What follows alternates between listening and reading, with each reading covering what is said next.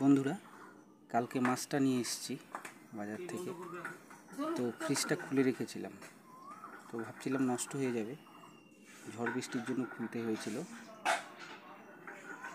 তো আজকেও রান্না করার সময় হবে কিনা বলতে পারছি না, আজকেও প্রচণ্ড ব্যস্ত। এটা ইলিশ মাছ,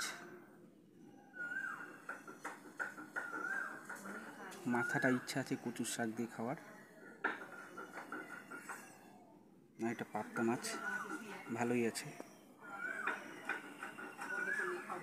তো বন্ধুরা, ইলিশ মাছের ভাপা করব। তো নিয়েছি পোস্ত, নিয়েছি সাদা সর্ষে, নিয়েছি আর কাঁচা লঙ্কা নিয়েছি। এটাকে এখন পেস্ট করে নেব। তো সময় অনেক হয়ে গেছে, কাজের থেকে এলাম প্রায় 4টা বাজে।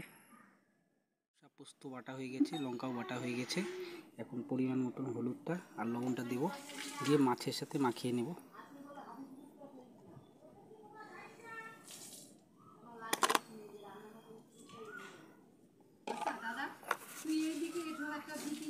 লবণটা দিয়ে নিচ্ছে।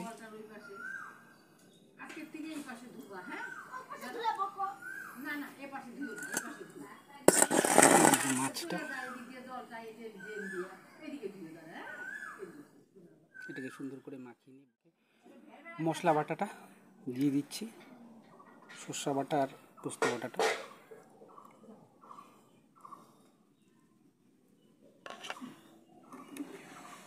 এবার তেল দিয়ে দিচ্ছি, সর্ষের তেল।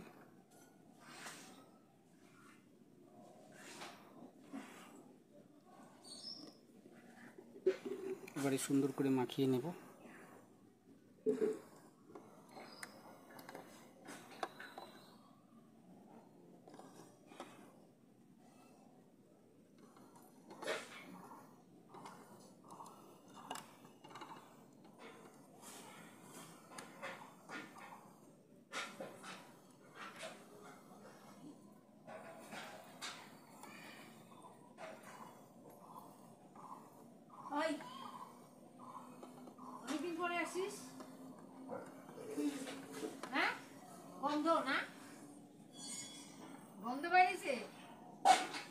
তো বন্ধুরা, মাখা হয়ে গেছে।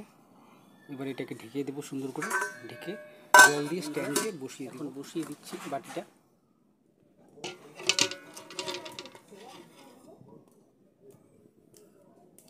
এখন হতে থাক,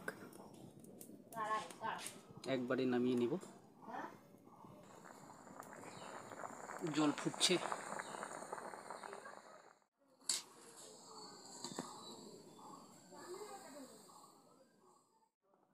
হয়ে গেছে, নামিয়ে নিয়েছি, ফিনিশিং একদম। বাহ, দারুণ হয়েছে।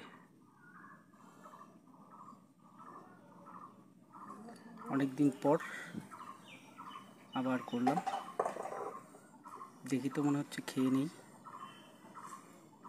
তো স্নান টান করে নেব, তারপরে 4টা পার হয়ে গেছে,